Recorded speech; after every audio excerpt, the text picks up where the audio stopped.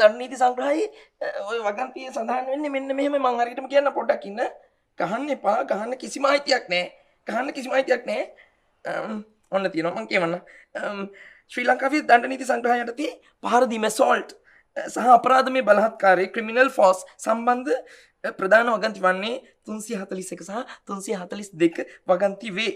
මෙහිදී චේතාන්විතව බලය යොදා තවත් අයෙකුට හානි කිරීම ඔගොල්ලෝ එහෙම කරනවා. අගතියක් කිරීම ඔගොල්ලෝ එහෙම කරනවා. හෝ බිය ගැන්වීම දැන් මේ කරන්න යනවා. පහර දීමක් ලෙස සැලකේ. කොහොමද?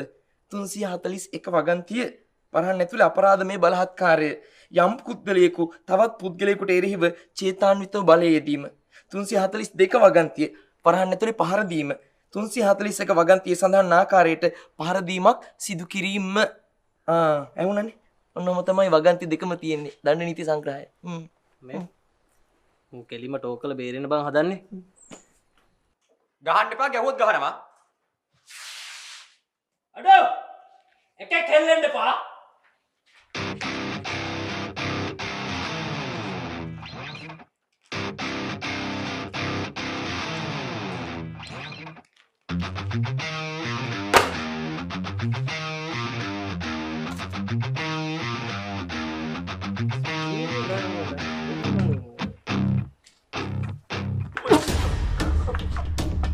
Baca, tu balik.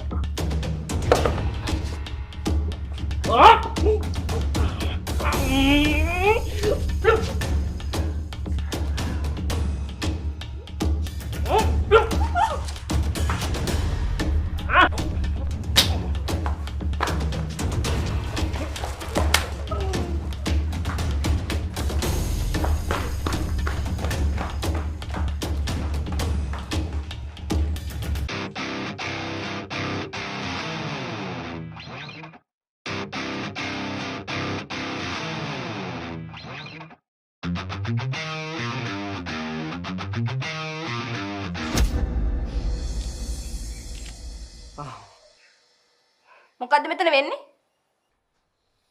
මැඩම් මුන් එක්ක අපිට මේ කැම්පස් එකේ ඉන්න බෑ. එනේදී ඵලයල්ලා. මෙන්න එල කොල්ලෙක් හරක් හොරේ. හරි. ඔක්කොමලා කටවල් වහගන්නවා. කිසිම කෙනෙක් ගහගන්නේ නැහැ. තේරුණාද? හරි. උඹ අද හැංගිලා බේරියන්කෝ.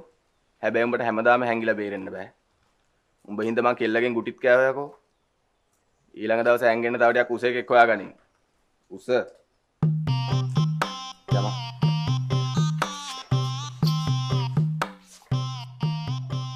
අඩෝ අන්නේ බය තියාගනින් හරිද?